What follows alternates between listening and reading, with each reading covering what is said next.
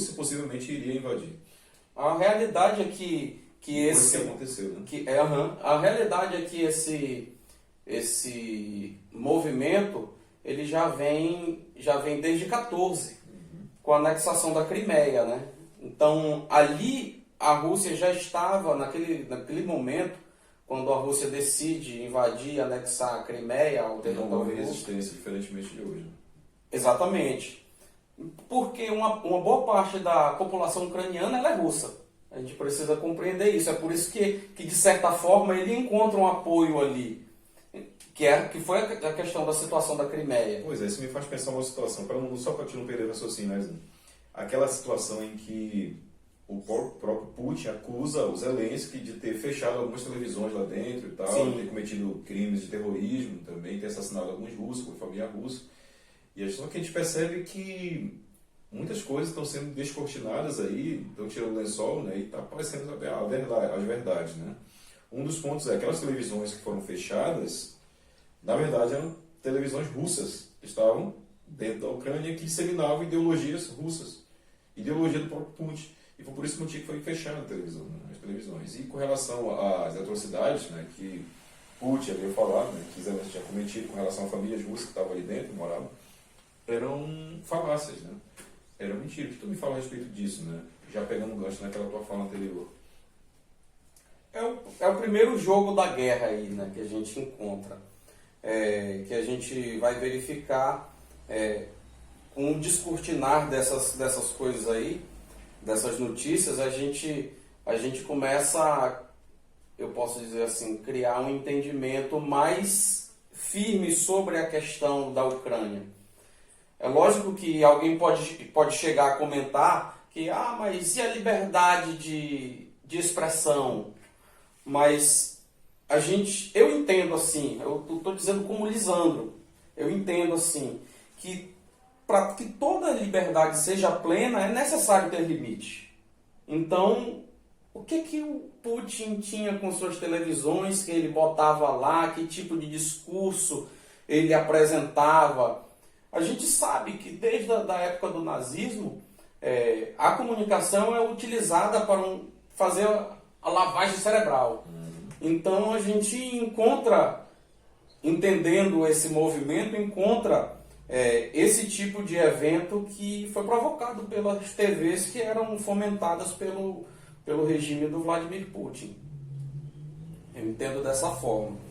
Mas como eu falei para ti que a questão é econômica, eu fiz questão de tentar buscar o que a Rússia tem, o que a Ucrânia tem, que os outros não têm, que vai provocar, fazer com que o Vladimir Putin se impulsione a invadir um território. Inicialmente eu posso dizer assim, que ele usou como uma desculpa um próprio reflexo do que aconteceu aqui na época da Guerra Fria, que aconteceu aqui em Cuba, que eles queriam montar a Rússia, a União Soviética queria montar uma base aqui em Cuba e, lógico, ninguém gostou, principalmente os Estados Unidos. Vai montar uma base aqui de guerra no meu quintal? Não dá. Aí o que ele falou antes de ir pro finalmente da invasão, falou que ele também não aceitava, era como se ele fosse colocar bases, fazer um tratado de trocas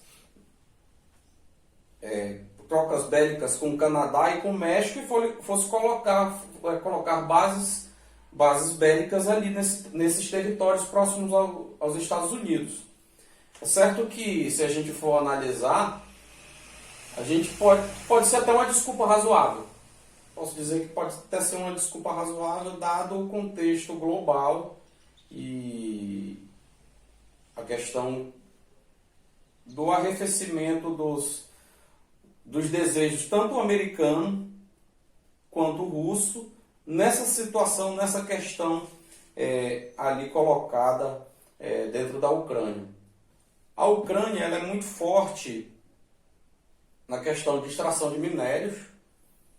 Ela tem uma indústria bem estabelecida, indústria de fomento agrícola. ela também faz extração de manganês, enxofre, sal, e ali ela tem alguns commodities também na área agrícola, como trigo, milho, cevada, centeio e até aveia também, eles cultivam lá. O aspecto econômico da Rússia é um pouco, eu digo assim, até parecida, porque eles têm uma agricultura também bem estabelecida.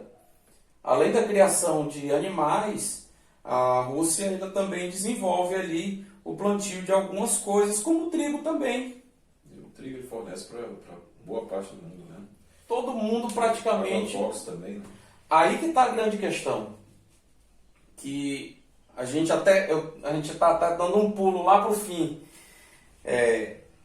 Que a gente vai falar sobre sanções econômicas, e aí eu entendo que dentro do questão dos agrotóxicos e do petróleo, a Rússia, fertilizantes também, né? os fertilizantes, aí a Rússia ela se sentiu, de certa forma, confortável. Opa, depois de 20 anos de governo Putin, mais ou menos isso, a gente está estabilizado economicamente, fez alguns laços econômicos com o mundo que a gente vai ter condição. Isso talvez, para mim, é uma concepção minha.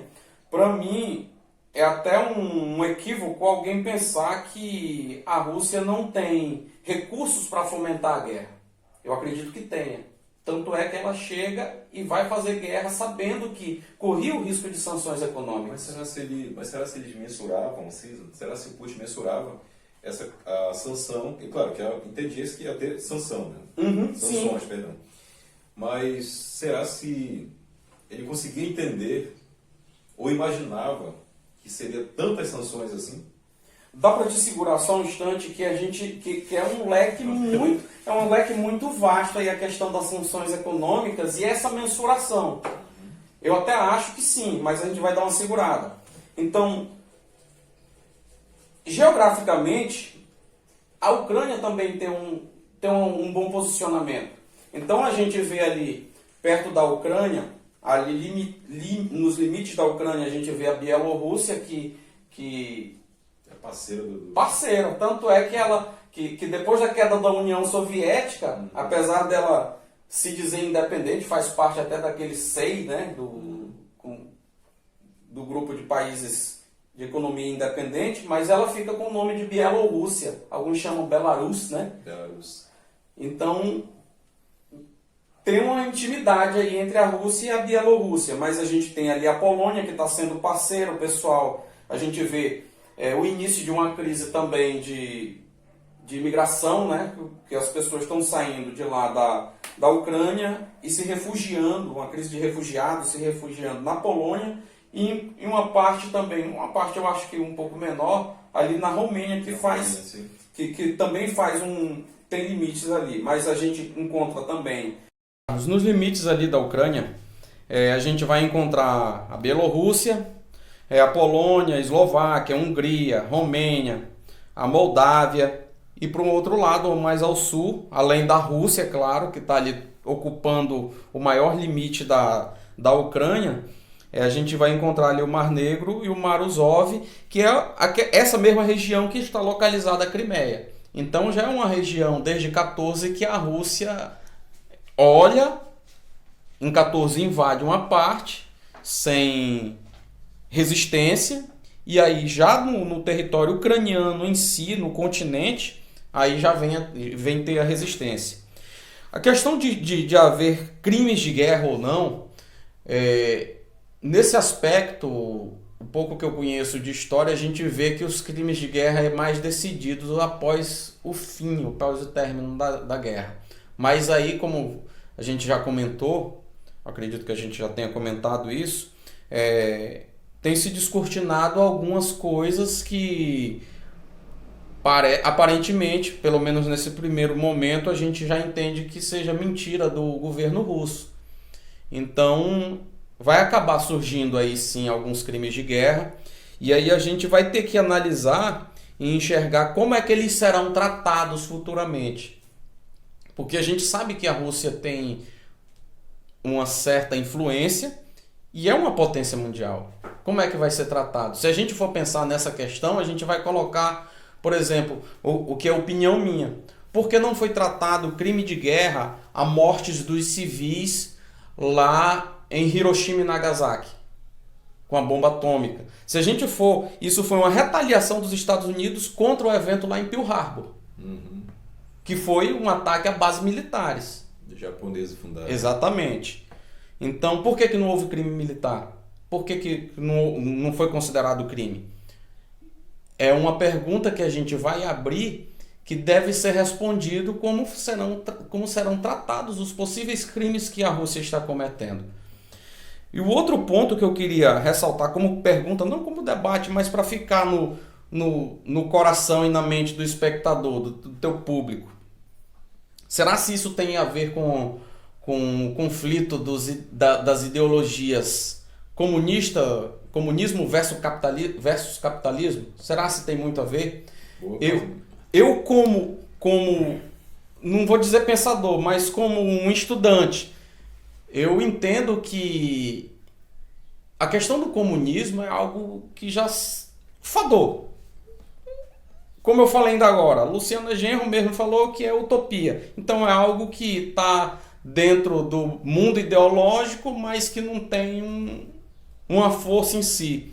E aí, por um outro lado, a gente vai encontrar também nesse conflito aí o capitalismo passando por convulsões. Que a gente vê crise após crise no mundo capitalista, algumas dificuldades, lógico que entendendo no aspecto mundial, no aspecto econômico, acontecem essas bolhas, mas não deixa de ser uma crise, não deixa de ser uma convulsão. Ok? E aí a gente vai encontrar, dentro desse aspecto, algo que vai atingir o globo, porque a economia é globalizada como um todo, que é a questão das sanções econômicas. Isso é importante a gente ressaltar. E quando eu falo isso, é importante ressaltar, eu não estou menosprezando as vidas que estão sendo perdidas nesse conflito. Mas são eventos secundários que podem se culminar em morte de pessoas também. Então a gente vai encontrar aí as principais sanções econômicas que já foram lançadas, uma pequena parte em 14, pela anexação da Crimeia, o conflito, a Rússia já sofreu sanções econômicas a partir daí. Mas a gente vai ver no sistema bancário, que é o que eles chamam de SWIFT, ou seja, as instituições bancárias russas estão sendo afastadas do sistema financeiro mundial. E aí, vale ressaltar também que a gente pode pensar assim, mas que porcaria é essa de sanção econômica? A sanção econômica é basicamente o isolamento econômico da Rússia. Então ela vai isolar os países aliados, os Estados Unidos, os países da União Europeia,